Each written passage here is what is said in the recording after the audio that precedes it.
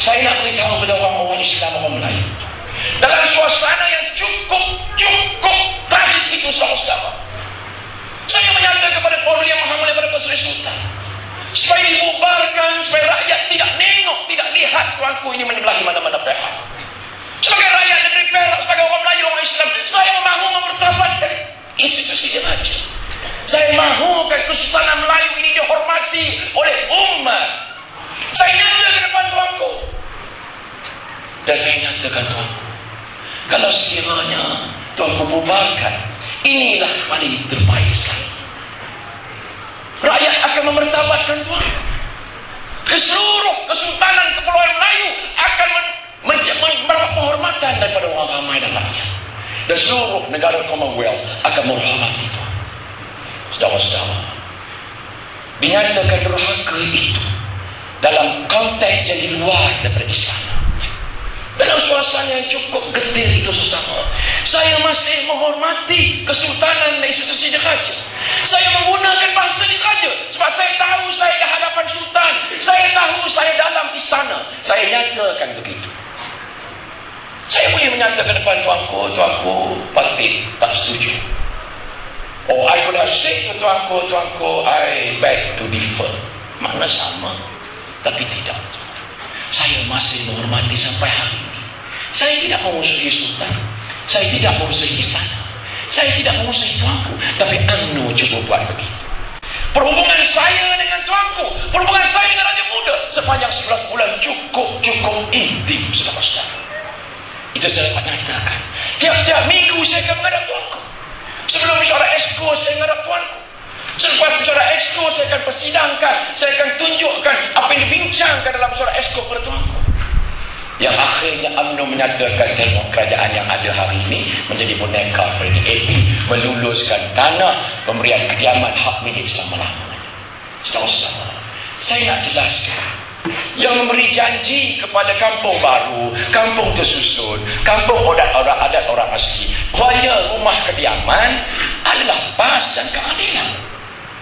Semasa kempen pilihan raya 2008, bulan Februari, PAS ada mengeluarkan manifesto Perak bersama dengan Parti Keadilan Rakyat Islam, dipanggil sebagai Manifesto Masyarakat Alternatif. Dalam manifesto itu ditawarkan oleh PAS dan keadilan, seandainya kami berkuasa, kami akan memberikan hak milik bebas selama-lamanya kepada penghuni rumah kediaman kampung tersusun dan kampung baru. Tak ada kena-mengena dengan DAP. DAP tidak membuat apa-apa tawaran sebab mereka juga tidak yakin menang. Kami yang membuat tawaran itu, dan kami memenuhi janji kami.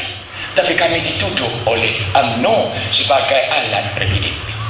Saya nak beritahu saudara-saudara, sebagai penghormatan degree, kampung yang mula-mula saya serahkan hak milik kekal selama-lamanya rumah kediaman adalah kampung Kuala Rui namanya.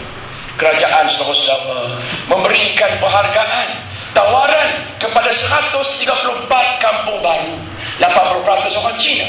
Kami memberikan tawaran hak milik selama-lamanya 349 kampung tersusun, 80% orang Melayu. Apabila premium ditingkatkan kerana hak milik kekal selama-lamanya diberikan, maka kerajaan mendapat kutipan 330 juta. Hasil daripada meningkatkan taraf dia daripada bajakan kepada milik bebas selama-lamanya, mereka terpaksa bayar premium yang tinggi, kerajaan dapat hasil 330 juta. Dan ini kami berhasrat untuk melaksanakan program-program kebajikan rakyat. Iaitu yang kami buat. Kenapa? Kalau dalam kanun tanah negara, hal ehwal tanah ini hak negeri, hak tuanku, hak kerajaan negeri, hak pihak berkuasa negeri. Tidak ada campur tangan dalam kerajaan persekutuan. Yang keduanya, kanun tanah negara memberikan peruntukan untuk kita memberikan hak milik bebas selama-lamanya kepada kampung baru, kampung tersusun dan kampung adat orang asli. Dan yang akhirnya saudara, kalau seluruh kampung baru itu 134 kampung yang hanya memunikan 47,000 keluarga, kalau semuanya mengambil hak milik selama-lamanya, dia tidak melibatkan tanah lebih daripada 3,000 ekar. Not more than 3,000 acres. Tapi saudara-saudara, bila kami ambil alih pemerintahan negeri Perak, saya nak ceritakan bahawa banyak tanah kerajaan yang digadai oleh UMNO pada bukan duit premium. 22,000 tanah kerajaan dilekir, hancur diberikan kepada syarikat bukan Mitra, saudara-saudara. Mereka datang kepada saya pada bulan Mac, Datuk Seri selamatkan tanah kerajaan. Saya kata, apa jadi macam ini? Dia kata digadai oleh UMNO. Minta selamatkan Datuk Seri. Kerana pengusaha-pengusaha 22,000 tanah itu kelapa sawit terdiri daripada 800 keluarga orang Melayu, saudara-saudara. Dan diserahkan kepada syarikat KLKG. Iaitu yang UMNO Melayu buat. Mereka menyuruh saya menyelamatkan tanah kerajaan. Saya panggil penasihat undang-undang. Datuk Kamal saya kata, cuba nasihatkan saya bagaimana nak menyelamatkan tanah kerajaan ini. Kata penasihat undang-undang, Datuk Seri, sudah terlambat, Datuk Seri. Sudah terlambat. Kalau sekiranya mahu diselamatkan tanah itu, kerajaan terpaksa membayar beratus-ratus juta, Datuk Seri. Bankrupt kerajaan. Akhirnya putih mata kita melihat 22,000 ekar tanah kerajaan diserah kepada bukan bumi, saudara-saudara.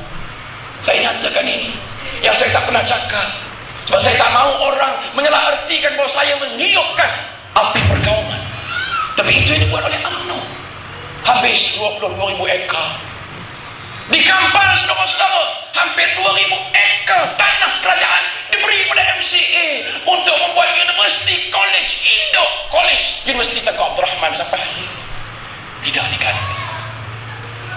Saya nak dapat pengetahuan, saudara-saudara, kerajaan membina satu kilang perak hancur, kilang simen dekat dengan Padang Rengas. Yang melibatkan tanah kerajaan lebih 300 ekar, saudara-saudara. Dan tanah itu adalah tanah Rizal Melayu. UMNO rampas tanah itu, buat kilang simen mengikut kanun tanah negara, kena diganti balik tanah Rizal Melayu. Sampai hari ini, saudara-saudara, UMNO tidak mengisah nak bergantikan tanah itu. Bahkan kilang simen itu diserah kepada Yung Lee, saudara-saudara. Habis duit rakyat membina kilang simen, akhirnya digadaikan begitu pada syarikat Cina. Tanah yang diduduk oleh kilang simen perak Hanjung yang hari ini jadi perak YTS, saudara, belum diganti oleh UMNO. Maka saya memohon kepada pegawai tanah, saya kita cari tanah yang sebesar itu, gantikan cepat. Dan sampai sekarang tidak terganti. Tapi usaha untuk mengganti tanah Rizal Melayu itu sedang dibuat ketika itu, saudara, sampai hari ini. Nah, 971 petani-petani Cina menanam jambu batu tanpa biji nun dekat Bikang, Teluk Intan. Mereka di pejabat tanah dikerahkan, saudara, pada bulan Februari 2008, dikerahkan bekerja 24 jam untuk dikeluarkan geran nak diberi oleh Pak Lah dan mantan Menteri Besar Tan Yusri kepada petani-petani Cina. Jangan ingatkan apa yang saya catatkan ini sebagai perkauman, tidak.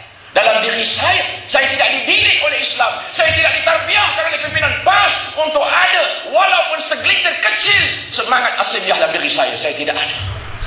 Karena saya faham Allah berfirman dalam surah Al-Hujurat, surah 49 ayat yang ke-13, ya ayuhan nas inna khalaqnakum min dzakarin wa untha wa ja'alnakum syu'uban wa qabaila lita'arafu inna akramakum indallahi atqakum innallaha alimul khabir.